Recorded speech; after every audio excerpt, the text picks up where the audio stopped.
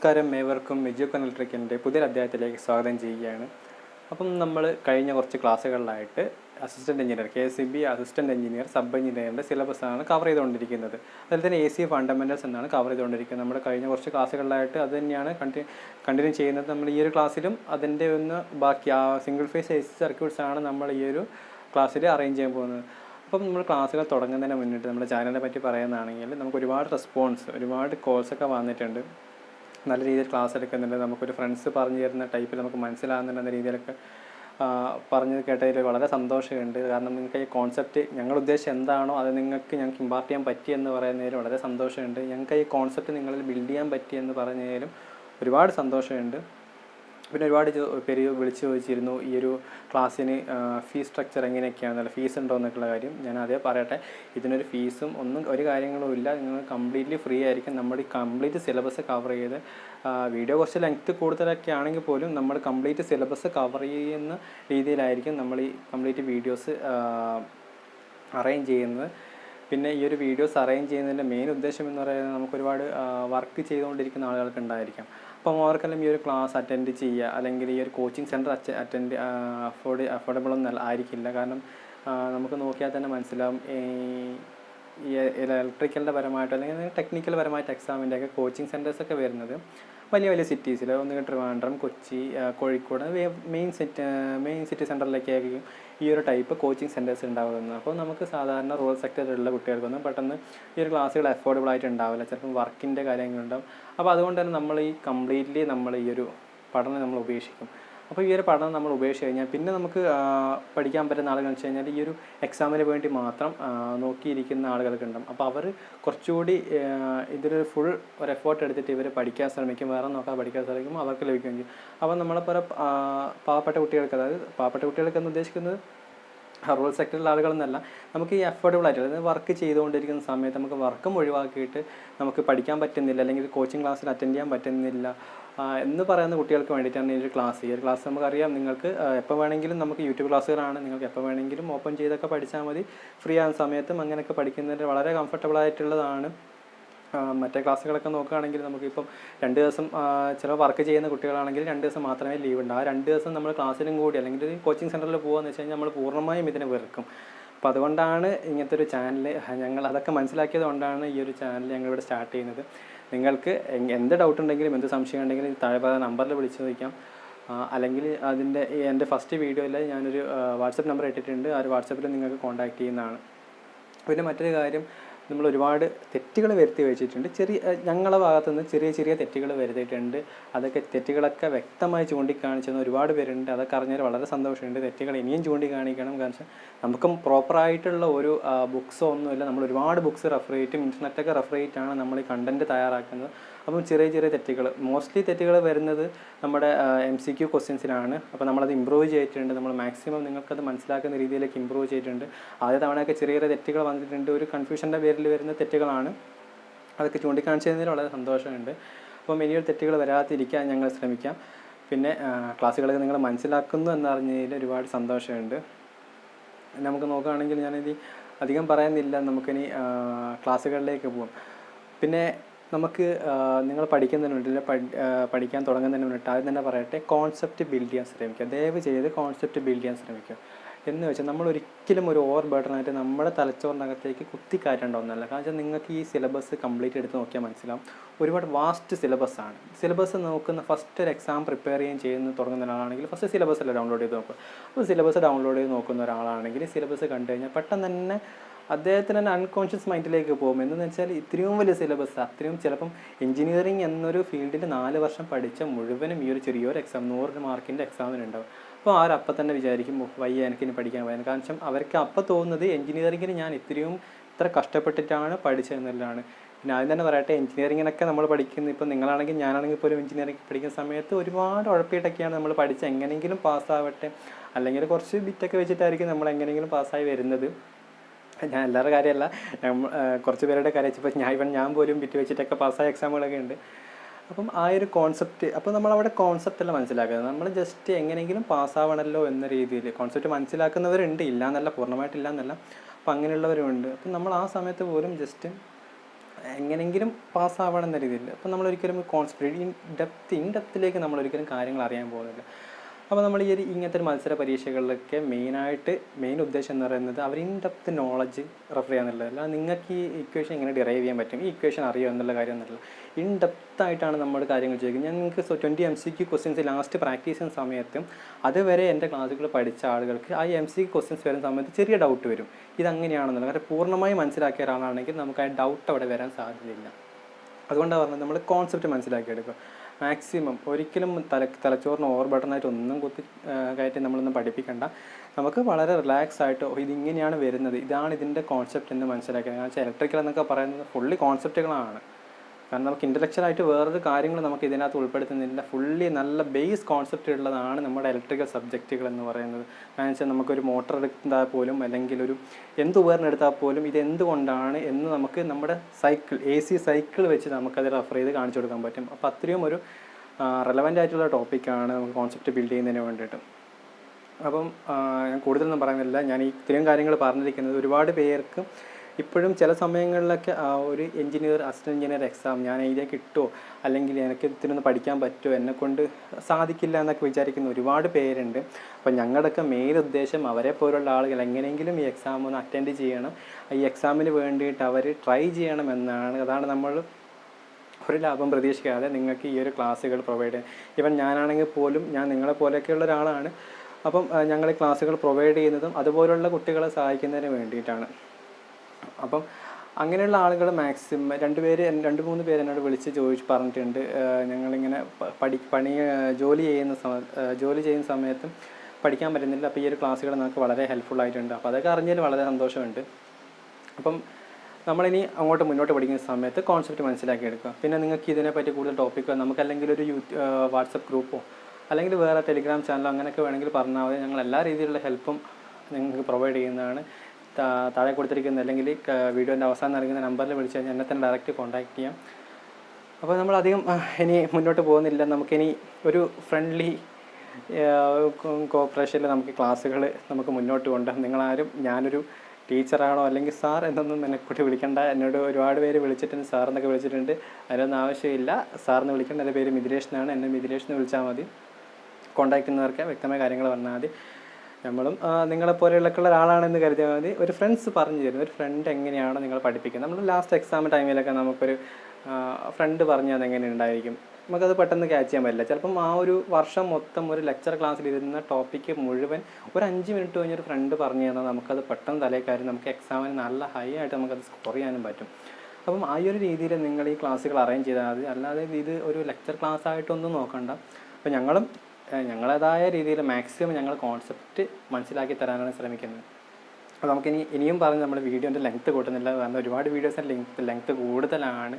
കാരണം നമ്മൾ ജസ്റ്റ് ഒരു ടോപ്പിക്ക് എഴുതി പോവുകയാണെങ്കിൽ നമുക്ക് ഒരു 10-15 മിനിറ്റ് കൊണ്ട് നമുക്ക് ക്ലാസ് തീർക്കാം. പക്ഷേ കോൺസെപ്റ്റ് ഇതാണെന്ന് മറ്റൊന്ന് മനസ്സിലാക്കുന്നതുകൊണ്ടാണ് വീഡിയോസിന് ഇത്രയൊക്കെ ലെങ്ത്ത് കൂടി പോകുന്നത്. അപ്പോൾ വീഡിയോ ലെങ്ത്ത് കൂടിയതിനും ക്ഷമിക്കാം. അപ്പോൾ നമുക്ക് ക്ലാസ്സുകൾ ഇന്നത്തെ ക്ലാസ്സുകളിലേക്ക് മെയിനായിട്ട് പോകാം. അപ്പം ഞാൻ പറഞ്ഞു നമ്മൾ നോക്കുന്ന സിംഗിൾ ഫേസ് AC സർക്യൂട്ട്സ് ആണ്. അപ്പോൾ തുടങ്ങുന്നതിന് മുന്നിട്ട് എന്താണ് സിംഗിൾ ഫേസ് AC സർക്യൂട്ട്സ്? അപ്പോൾ നമ്മൾ എഞ്ചിനീയറിംഗ് പഠിക്കുന്ന സമയത്തോ അല്ലെങ്കിൽ ഡിപ്ലോമ പഠിക്കുന്ന സമയത്തൊക്കെ സിംഗിൾ ഫേസ് സർക്യൂട്ട്സ് എന്ന് കേട്ടുകയാണ്. അപ്പോൾ നമുക്ക് അറിയാൻ പറ്റില്ല എന്താണ് സിംഗിൾ ഫേസ് AC സർക്യൂട്ട്സ് ഉദ്ദേശിക്കുന്നത്. അപ്പോൾ ആദ്യം തന്നെ പറയാം, നമ്മുടെ ഇലക്ട്രിക്കൽ ഉപകരണങ്ങൾ ഏകദേശം മുഴുവൻ പുതിയ ടെക്നോളജിയൊക്കെ വന്നിട്ടുണ്ട്, അതൊക്കെ ഒഴിവാക്കുക. നമ്മുടെ പഴയ സിലബസും പഴയ ടെക്നോളജിയൊക്കെ അതെല്ലാം നോക്കുകയാണെങ്കിൽ നമുക്ക് 3 കമ്പോണൻറ്റ് വെച്ചിട്ടാണ് എല്ലാ ഇലക്ട്രിക്കൽ ഉപകരണങ്ങളും വർക്ക് ചെയ്യുന്നത്. ഏത് ഉപകരണം എടുത്താലും fan, mixie, iron box, heater എന്തെടുത്ത് കഴിഞ്ഞാൽ ഒന്നുകിൽ റെസിസ്റ്റൻസ്, കപ്പാസിറ്റൻസ്, ഇൻഡക്ടർ. അപ്പോൾ ഈ 3 കമ്പോണൻസാണ് നമ്മുടെ ഇലക്ട്രിക്കലിൽ കംപ്ലീറ്റ്ലി നമ്മൾ ഉപയോഗിക്കുന്നത്.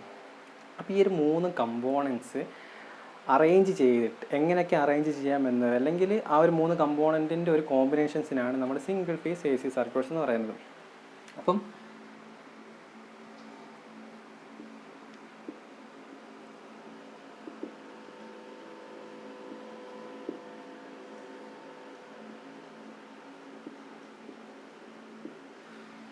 സിംഗിൾ ഫേസ് AC സർക്യൂട്ട്സിൽ ഞാൻ പറഞ്ഞു RLC, ഈ 3 കമ്പോണൻറ്റ് റെസിസ്റ്റൻസ്, ഇൻഡക്ടർ, കപ്പാസിറ്റർ.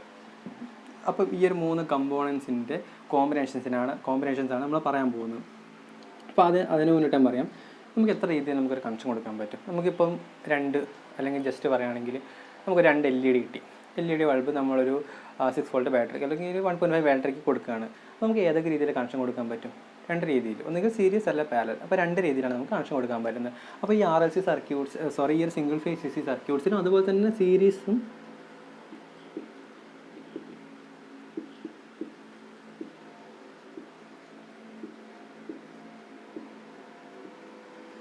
സർക്യൂട്ട്സും വരുന്നുണ്ട്, പാരലൽ സർക്യൂട്ടും വരുന്നുണ്ട്.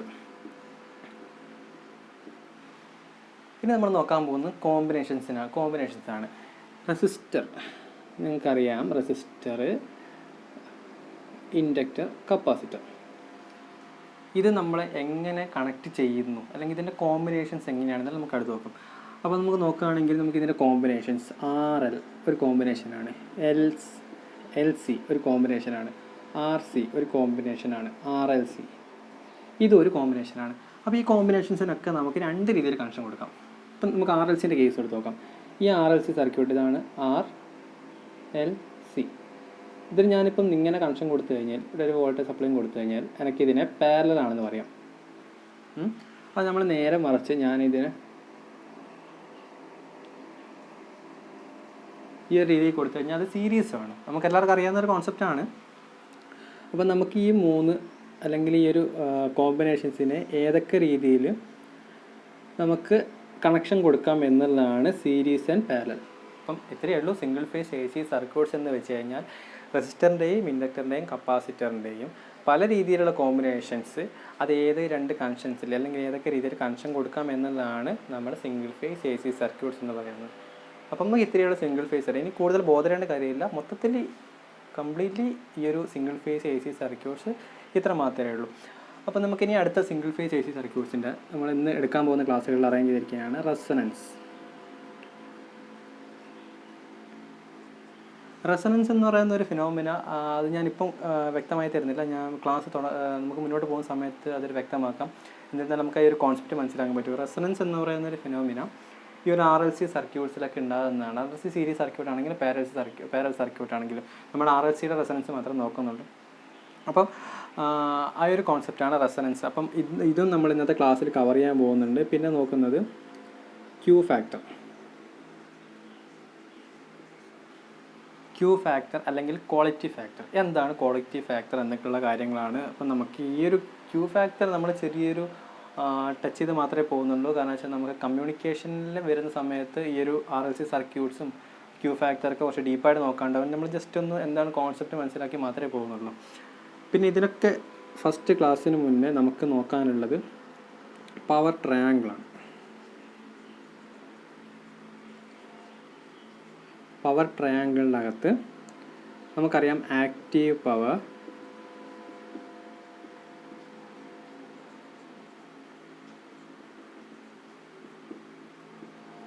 Reactive power,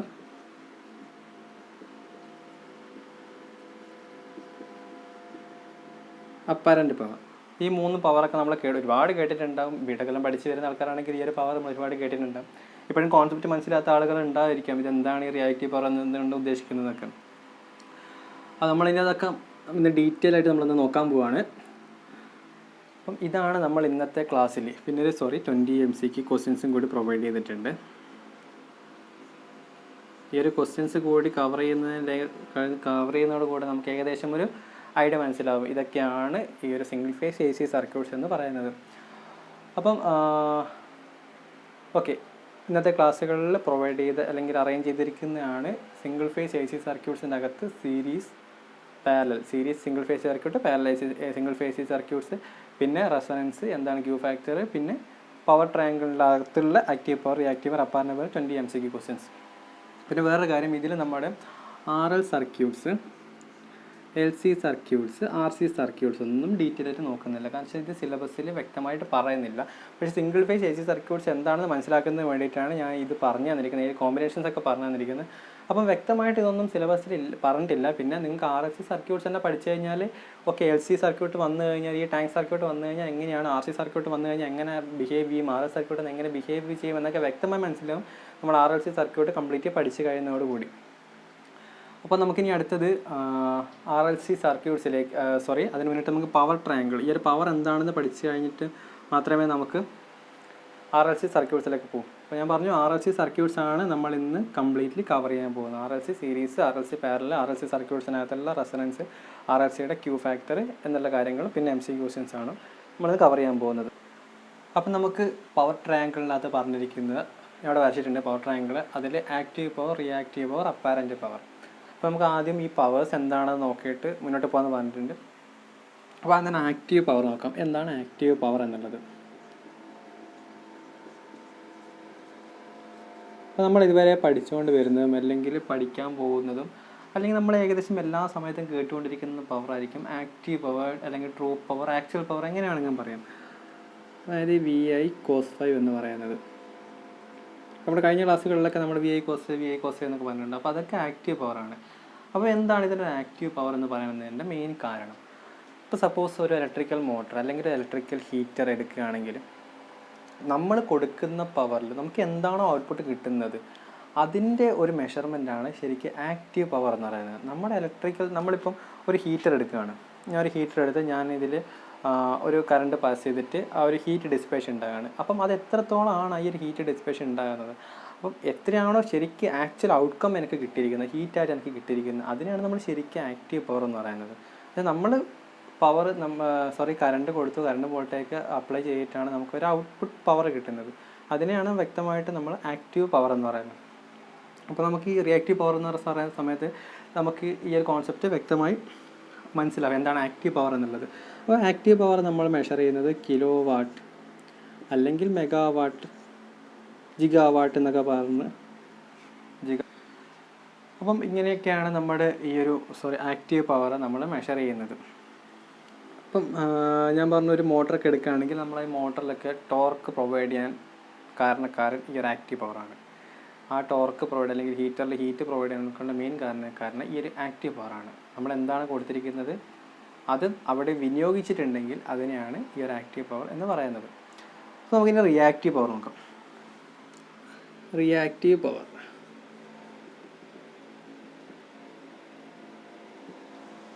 VI sin φ.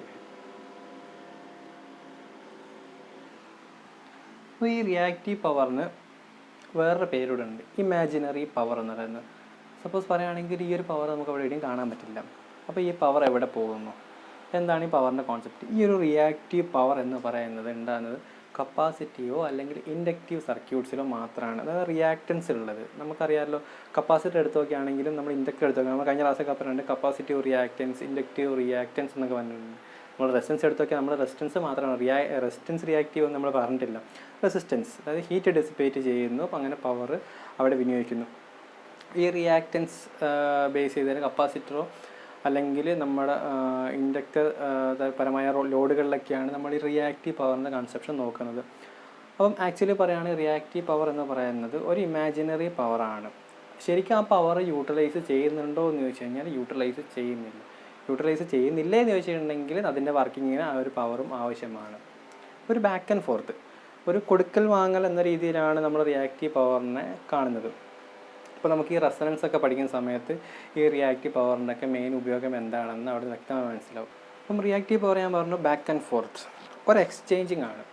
ഇപ്പം നമ്മളൊരു മോട്ടർ എടുക്കുകയാണ് അല്ലെങ്കിൽ ഒരു കപ്പാസിറ്റി സർക്യൂട്ട്, നമ്മൾ മോട്ടർ എടുക്കാം, നമുക്ക് മോട്ടറിൻ്റെ കേസ് എടുക്കാം.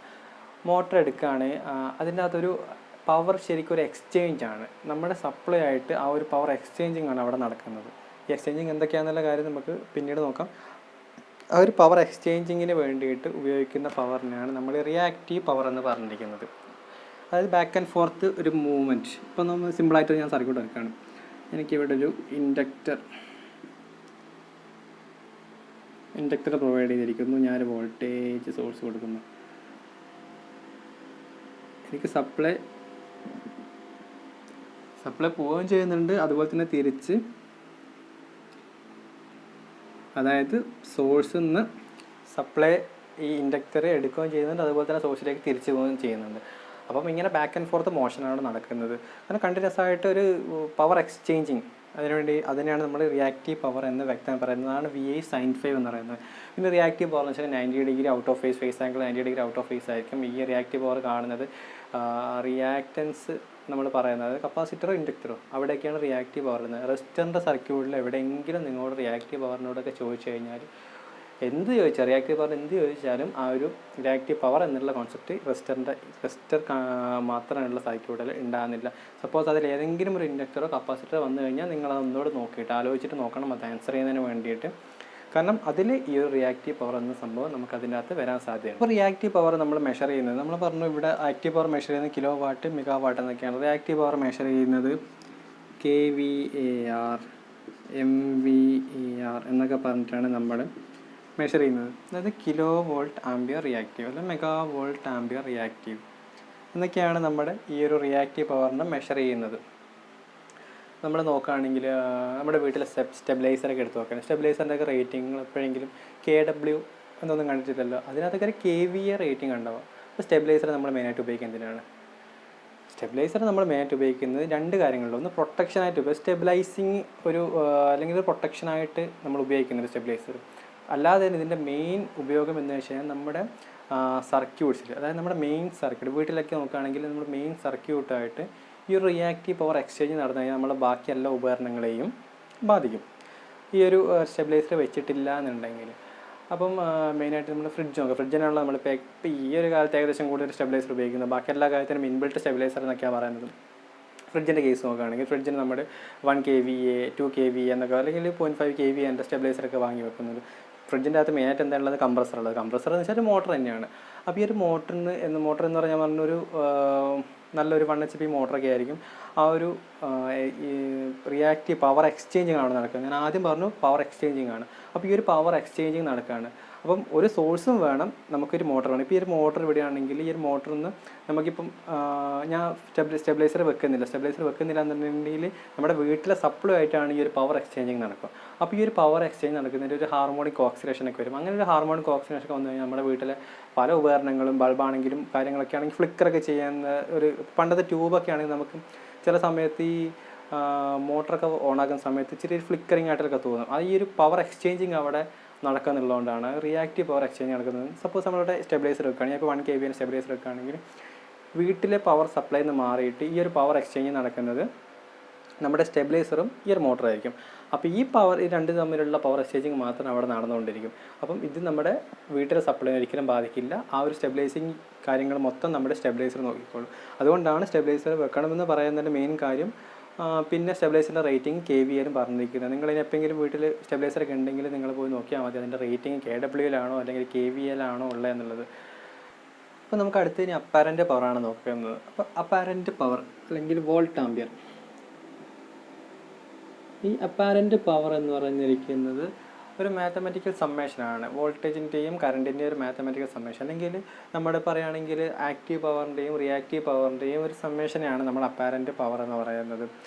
പക്ഷേ ഈ ഒരു അപ്പാരൻ്റ് പവർ നമ്മൾ എടുക്കുന്ന സമയത്ത് നമ്മൾ ഫേസ് ആംഗിൾ ഇഗ്നോർ ചെയ്തിട്ടാണെങ്കിൽ നമ്മുടെ വോൾട്ടേജിൻ്റെയും കറണ്ടിൻ്റെയും മൾട്ടിപ്ലിക്കേഷനാണ് അപ്പാരൻ്റ് പവർ എന്ന് പറയുന്നത്. വോൾട്ട് ആംബിയർ എന്ന് പറയുന്നത് അതുകൊണ്ടാണ് വോൾട്ടേജിൻ്റെയും കറണ്ടിൻ്റെയും മൾട്ടിപ്ലിക്കേഷൻ.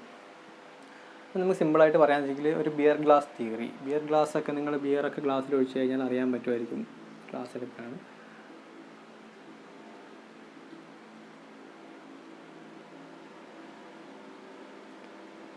അപ്പം നിങ്ങൾ എടുക്കുകയാണ്. അപ്പം ഇതാണ് ബിയർ. തെറ്റിയിരിക്കേണ്ട, ബിയർ ഗ്ലാസ് തിയറി ബിയറൊക്കെ നിങ്ങളെല്ലാവരും കണ്ടതായിരിക്കും. അപ്പോൾ ഈ ഒരു ബിയർ ഗ്ലാസ് തിയറി എടുക്കുകയാണെങ്കിൽ നമുക്ക് ഇത്രയുമാണ് നമുക്ക് കൺസ്യൂം ചെയ്യാൻ പറ്റുന്നത്. ഇത്രയാണ് ബിയറിൻ്റെ ഇത്രയും ഭാഗമാണ് നമുക്ക് കൺസ്യൂം ചെയ്യാൻ പറ്റുന്നത്. അപ്പം ഇതിനെ നമുക്ക് കൺസ്യൂം ചെയ്യാൻ പറ്റുന്നതിന് നമുക്ക് ആക്റ്റീവ് പവർ എന്ന് പറയാം.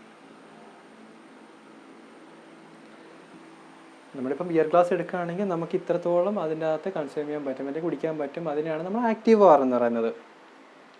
ഇനി നമ്മൾ അതിൻ്റെ മുകളിൽ വരുന്നത് പതഞ്ഞു പോകുന്നത് നമുക്കൊരു ഉപകാരമില്ലാത്തതാണ്. പക്ഷെ അത് വേണം, അത് ഉണ്ടായിരിക്കും അതിൻ്റെ കൂടെ. അതിന് നമുക്ക് റിയാക്റ്റീവ് പവർ എന്ന് വേണമെങ്കിൽ പറയാം. ചുരുക്കം പറഞ്ഞാൽ നമുക്ക് ഈ റിയാക്റ്റീവ് പവറിനെ കൊണ്ട് വലിയ കാര്യമില്ല, പക്ഷെ അതവിടെ ഉണ്ടാവും. അതില്ലാതെ ഈ ഒരു ബിയർ നമുക്ക് ഒഴിക്കാനും പറ്റില്ല.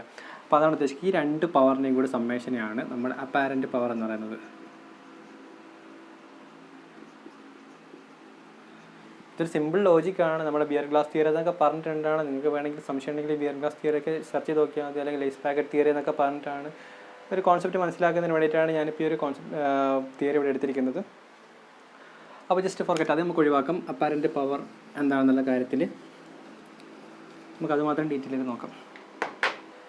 അപ്പാരൻ്റ് പവറിൻ്റെ അകത്ത് ഞാൻ തിയറി പറഞ്ഞിട്ടുണ്ട്, രണ്ടിൻ്റെയും സമ്മേഷനാണ്. Active പവറിൻ്റെയും reactive പവറിൻ്റെ സമ്മേഷനാണ്. ഞാൻ ആദ്യം പറഞ്ഞിട്ടുണ്ട് റിയാക്റ്റീവ് പവർ എന്ന് വെച്ച് കഴിഞ്ഞാൽ നമ്മുടെ കപ്പാസിറ്ററോ ഇൻഡക്ടറോ മാത്രം ഉണ്ടാകുന്ന സർക്യൂട്ട് ഉണ്ടാകുന്ന സമയത്ത് ഉണ്ടാകുന്നതാണ് റിയാക്റ്റീവ് പവർ. അല്ലാതെ റെസിസ്റ്റർ മാത്രമാണെങ്കിൽ അവിടെ ആക്റ്റീവ് പവർ മാത്രമേ ഉണ്ടാവും. അപ്പോൾ നമ്മൾ നോക്കുകയാണെങ്കിൽ ഇപ്പം എൻ്റെ ഒരു സർക്യൂട്ട് എടുക്കുകയാണ്. ഞാൻ ഈ സർക്യൂട്ടിൽ എനിക്ക് റെസിസ്റ്റർ മാത്രമേ ഉള്ളൂ, ആ ഒരു റെസിസ്റ്റർ മാത്രം ഞാൻ കൊടുക്കുകയാണ്. അപ്പം ഇതിലെനിക്ക് അപ്പാരൻ്റ് പവർ കാണണം. ഇതിൻ്റെ അകത്തുള്ള അപ്പാരൻ്റ് പവർ എന്താണ്?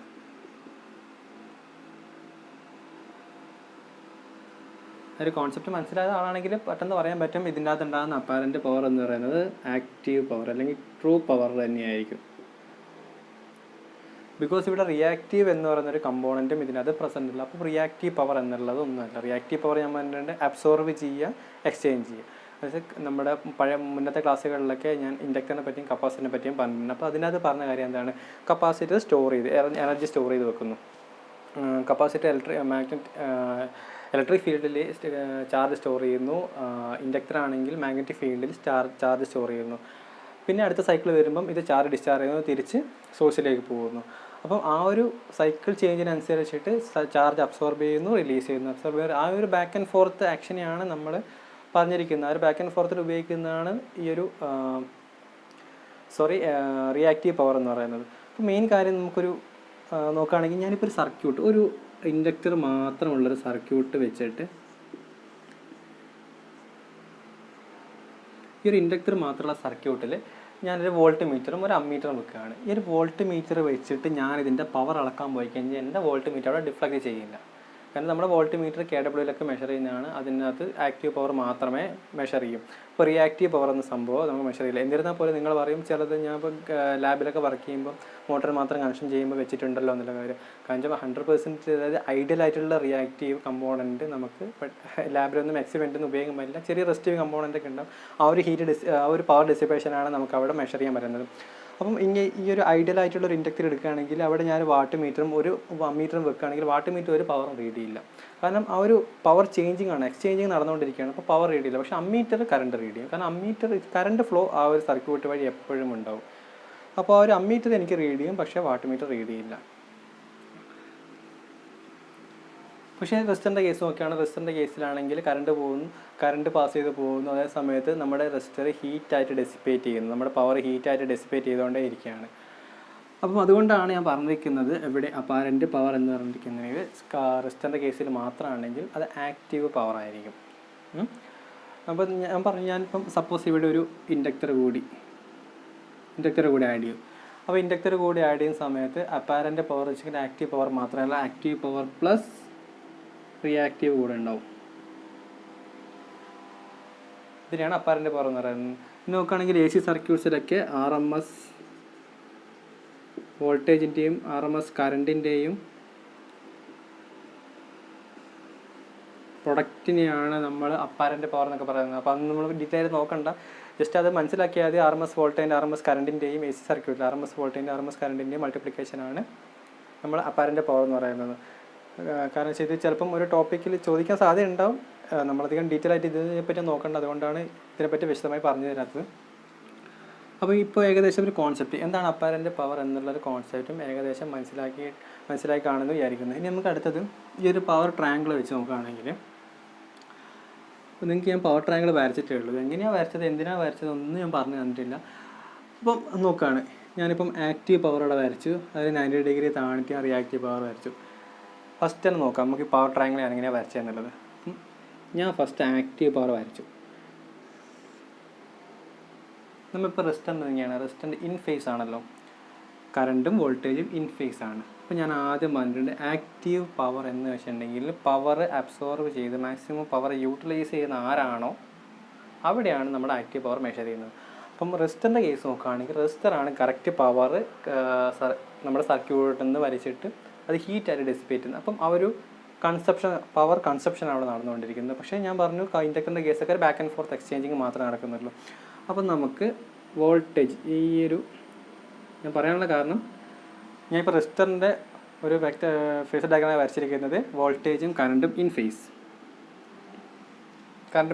ഇതിലായിരിക്കും തർക്കമല്ല, ഇതെങ്ങനെ തന്നെയാണെന്ന് എല്ലാവർക്കും അറിയാം. ഇനി നമുക്ക് അടുത്ത റിയാക്റ്റീവ് പവർ എടുത്തേക്കാം. ഒരു ഐഡിയൽ റിയാക്റ്റീവ് പവർ എടുത്തു കഴിഞ്ഞാൽ റിയാക്റ്റീവ് പവർ വരുന്ന എവിടെയാണ്? ഞാൻ പറഞ്ഞിട്ടുണ്ട് ഇൻഡക്ടറോ കപ്പാസിറ്ററോ ഉള്ള സർക്യൂട്ടിലായിരിക്കും. അപ്പം ആ ഒരു ഇൻഡക്ടറോ കപ്പാസിറ്ററോ വെച്ചാൽ 90 ഡിഗ്രി ഔട്ട് ഓഫ് ഫേസ് ആയിരിക്കും, ഒന്നെങ്കിൽ ലീഡ് അല്ലെങ്കിൽ ലാഗ്.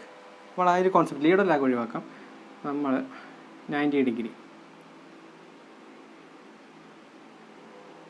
ലാഗ് ചെയ്തു നമ്മുടെ റിയാക്റ്റീവ്. ആക്റ്റീവ്. ഇനി അപ്പാരൻ്റ് പവർ. ഞാൻ പറഞ്ഞു ഇതിൻ്റെ രണ്ടിൻ്റെ സമ്മാണ്. നമ്മുടെ ഫേസ് ആംഗിൾ ഇഗ്നോർ ചെയ്യുന്നതാണെങ്കിൽ ഡയറക്റ്റായിട്ട് സംവേദം കൊടുത്താൽ മതി. പക്ഷേ നമ്മൾ ഈ ഒരു ഫേസ് ആംഗിൾ കൺസിഡർ ചെയ്യുന്നതുകൊണ്ടാണ് നമ്മൾ അതിൻ്റെ റിസൾട്ടൻ്റ് വരയ്ക്കുന്നത്. ആ റിസൾട്ടൻ്റാണ് നമ്മുടെ അപ്പാരൻ്റ് പവർ എന്ന് പറയുന്നത്. അതുകൊണ്ട് നമ്മളിതിൻ്റെ റിസൾട്ടൻ്റ് എന്താണ്? ഇത് അപ്പാരൻ്റ് പവർ.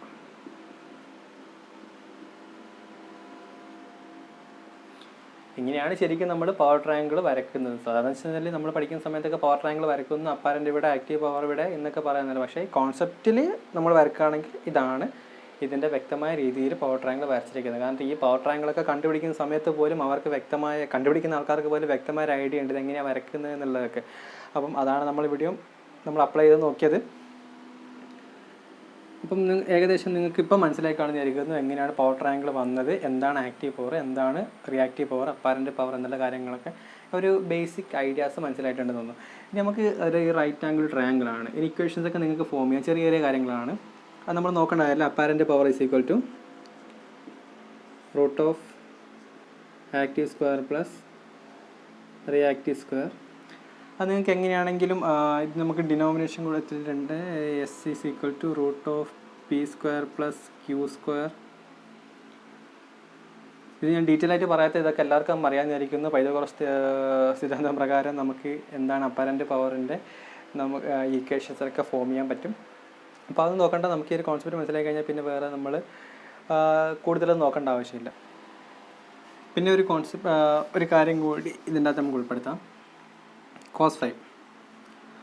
നമുക്ക് പവർ ഫാക്ടർ എങ്ങനെ കാണാമെന്നുള്ളത്.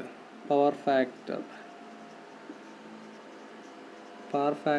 cos φ ഈസ് ഈക്വൽ ടു, ഈ ഒരു ഇക്വേഷൻ എടുത്ത് നോക്കുകയാണെങ്കിൽ നമുക്ക് active divide by apparent is equal to VA cos φ divide by VI. VI വേണ്ടി cos φ. നമുക്ക് അവിടെ എന്താണ് പവർ ഫാക്ടർ കിട്ടി. അപ്പം അതേ കണ്ടീഷൻ തന്നെ നമുക്കിവിടെ reactive power divide by apparent power എടുത്ത് നോക്കിയിട്ട് നമുക്ക് സൈൻ ഇൻവേഴ്സ് ഒക്കെ വെച്ചിട്ട് അത് കണ്ടുപിടിക്കാൻ പറ്റും. Reactive divide by apparent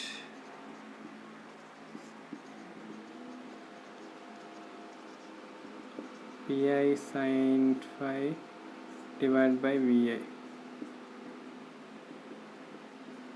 sign phi കിട്ടും. ഇതിൽ നമുക്ക് ഫൈൻ്റെ വാല്യൂ സൈൻ ഇൻവേഴ്സ് കണ്ടുപിടിച്ച് ഫൈൻ്റെ വാല്യൂ ഇട്ട് അത് കോസ് ഫൈ കണ്ടുപിടിച്ചിട്ടൊക്കെ നമുക്ക് കണ്ടുപിടിക്കാം. ഇതൊക്കെ നമുക്ക് ഏകദേശം എല്ലാവർക്കും അറിയാവുന്ന കാര്യമാണ്.